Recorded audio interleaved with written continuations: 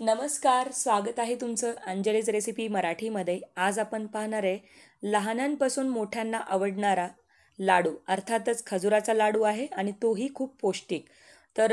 हा लाडू पावसाळा, हिवाळा दोन्ही सीझनमध्ये तुम्ही खाऊ शकता.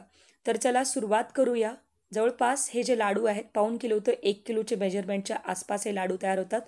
125 ग्राम आपल्याला इकडे वापरायचं आहे काजू. काजू तुकडा वापरला तरी चालेल. 125 ग्रॅम आपण इथे वापरणार आहे बदाम. हे जे बदाम आहेत, मामरागिरी बदाम आहेत. कुठलाही बदाम वापरला तरी चालेल. मामरागिरी बदामची जी टेस्ट आहे किंवा त्यापासून जे फायदे आहेत ते अधिक आहेत, म्हणून मी ते बदाम वापरलेत. आता इथे पिस्ता वापरायचा आहे. जवळपास 50 ग्राम आपण इकडे पिस्ता घेतलेला आहे. साजूक चमचानी आपण इथे तूप घेतले 4 चमचे आणि इथे आपण घेतलेलं आहे साधारणतः 1 वाटी सुकं खोबरं. डेसिकेटेड कोकोनट आहे 100 ग्राम आहे आणि 70 ग्राम आपण इकडे मनुका वापरला आहे. 50 ग्राम अंजीर आहे. त्याचबरोबर आपल्याला वापरायचं आहे जवळपास इकडे आपले जे बी आहे, टरबूज किंवा खरबुजाचं बी म्हणतात त्याला. तर हे जवळपास मी 5 ग्राम घेतलेलं आहे आणि चमच्याने जर मोजलं तर 2 मोठे चमचे. 1 चमचा मोठी वेलची पूड आहे आणि साधारणतः 4 ते 5 ग्राम आपण इकडे खसखस वापरतोय.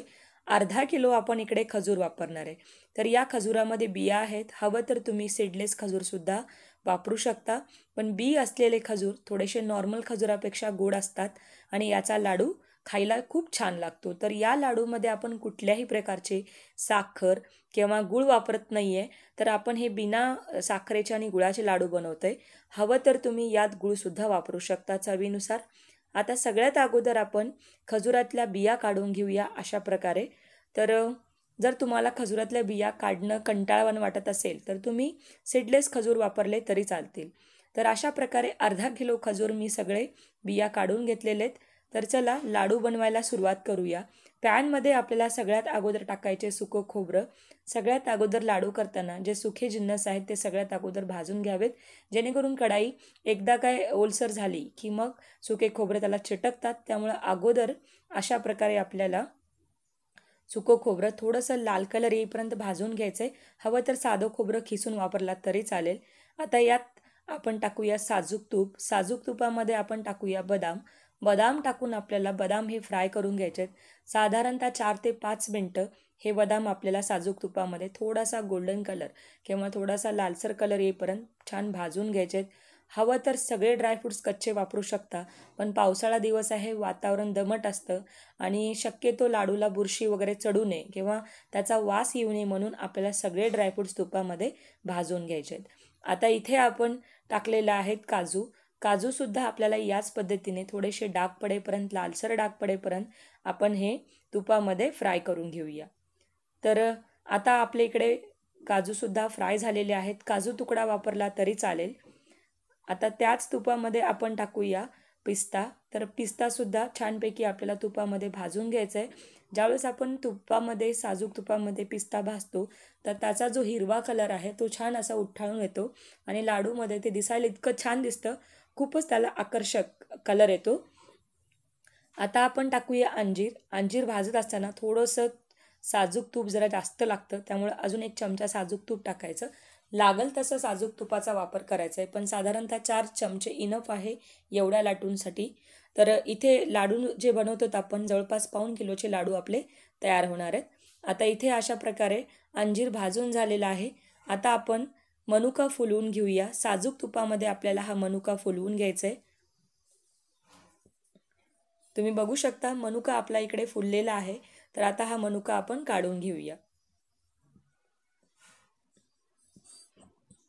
आता बाकीचं जे शिल्लक तूप राहिलेलं होतं ते तूप मी कढाईमध्ये ॲड केलेलं आहे.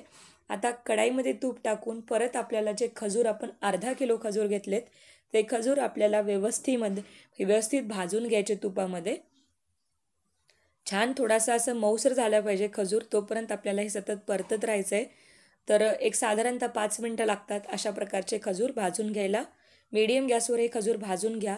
खजूर भाजून झालेत. आता साजूक तूप टाकून थोडंसं यात मी खसखस जी आहे ती खसखस आता भाजून घेणार आहे.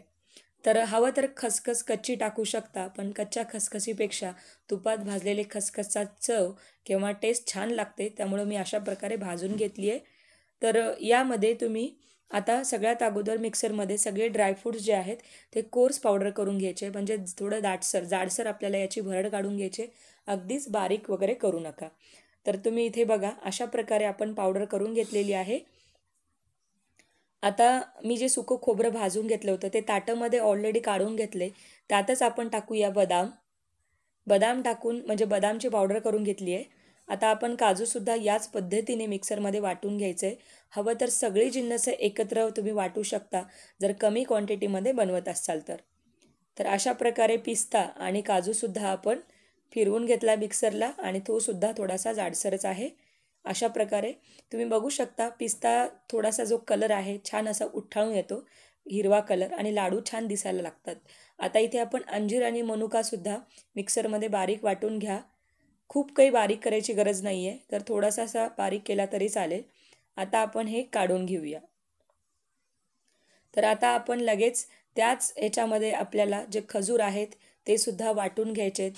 खजूर असे तुपामध्ये फ्राय केल्यामुळं मस्तपैकी नरम होतात आणि याची जी पेस्ट होते किंवा याला खूप लवकर होते, त्यासाठी थोडंसं साजूक तुपामध्ये भाजून घ्यायचेत. बघा, आणि खूप काही असं बारीक अगदीच पेस्ट करायची नाही, थोडेसे जाडसर ठेवले तरी चालतील. तर बारीक करायचं याकरता जेणेकरून लाडूमध्ये छान बाइंडिंग येते. मनुका ॲड करूया जो शिल्लक ठेवला होता. आणि आता आपण सगळी खजुराची पेस्ट किंवा खजूर जे मिक्सरमध्ये वाटून घेतलेत ते काढून घेऊया. जर तुम्हाला खजुराची पेस्ट आवडत नसेल तर खजूर भाजून घ्यायचे आणि एखाद्या सुरीने बारीक बारीक कापून घेतले तरी चालतील. तर त्या पद्धतीने तुम्ही लाडू बनवू शकता. आता आपण यात टाकूया वेलची पूड. साधारणतः 1 मोठा चमचा वेलची पूड आहे. आणि आता यात टाकूया आपण खरबुजाच्या किंवा टरबुजाच्या बिया. तर आता यात टाकायचं आपल्याला खसखस. खसखससुद्धा आपल्याला अशा प्रकारे भाजून घेतल्यामुळं जास्त टेस्ट जी आहे ती छान लागते. आता व्यवस्थित सगळे जिन्नस व्यवस्थित मिक्स करून घेऊया. या पद्धतीने हाताने आपल्याला छान हे जे मिश्रण आहे लाडूचं ते एकत्र करून घ्यायचं आहे, एकजीव करायचं आहे. तर खजुरामुळं त्यात जो चिकटपणा असतो त्याच्यामुळं बाइंडिंग येते अशा प्रकारे. बघा, तर याचे लाडू आपण सहज वळू शकतो. तर आपल्याला यामध्ये जर हवं तर गूळसुद्धा किसून टाकू शकता. पण मी बिना गुळाचे आणि बिना साखरेचे इथे लाडू बनवलेले आहेत. तर जर तुम्हाला खूप जास्त गोड आवडत असेल तर थोडासा गूळ किसून टाकलात तरी चालेल. पण इथे नुसत्या खजुराचे लाडू आहेत त्यामुळं काही शक्यतो गरज भासत नाही, कारण खजूर हे चवीला गोड असतात. आता यात सगळ्यात शेवटी अर्धा 1 चमचा साजूक तूप टाकायचं, जेणेकरून लाडू वळायला सोपं जातं आणि लाडू छान वळले जातात. तर अशा प्रकारे बघा बाइंडिंग येते लाडूमध्ये, लाडू वळला जातोय. तर आता आपण लाडू वळायला सुरुवात करूया. तर याचा मी घट्ट गोळा तयार करून ठेवला एका साईडला आणि त्यापासून हव्या त्या साईजचे लहान, मोठे, मीडियम जसे तुम्हाला आवडत असतील त्या पद्धतीने लाडू तुम्ही वळून घेऊ शकता. आता वरून सुकं खोबरं गार्निशिंगसाठी लावलं आहे. हे पूर्णपणे ऑप्शनल आहे, नाही वापरलात तरी चालेल. पण लहान मुलांना थोडंसं आकर्षण असतं, म्हणून थोडेसे अट्रॅक्टिव्ह होण्यासाठी मी लाडूंना अशा प्रकारे सुकं वरून खोबरं लावलं आहे. आता दुसरा लाडू जो आहे तुम्हाला मी वळून दाखवणार आहे आणि याचप्रमाणे बाकीच्या सगळ्या मिश्रणाचे आपण लाडू वळून घेणार आहे. तर सगळे लाडू आपण याच पद्धतीने वळून घेऊया आणि ताटामध्ये हे लाडू काढून घेऊया. तर अशा प्रकारे जवळपास जर मेजर केले तर पाऊण किलो ते 1 किलोच्या आसपास आपले हे लाडू तयार होतात. तर हे लाडू जवळपास 20 ते 25 लाडू तुम्ही बनवू शकता मीडियम साईजचे. तर बघा किती छान कलर आलेला आहे आणि जो पिस्ता आहे तो लाडूमध्ये खूप छान उठाळून दिसतोय. तर त्यामुळं पिस्ता वापरणं गरजेचं आहे किंवा छान दिसतं ते आणि खायलाही खूप छान लागतं. तर लाडू मी तुम्हाला अशा प्रकारे तोडून दाखवला. मस्त बघा, छान लाडू आपले तयार. नक्की ट्राय करा आणि एखाद्या आपल्या अशा डब्यामध्ये स्टीलच्या भरून ठेवला तर महिनाभर छान टिकतात. लाडू आवडले तर शेअर करा, लाईक करा, चॅनलला सबस्क्राईब करा.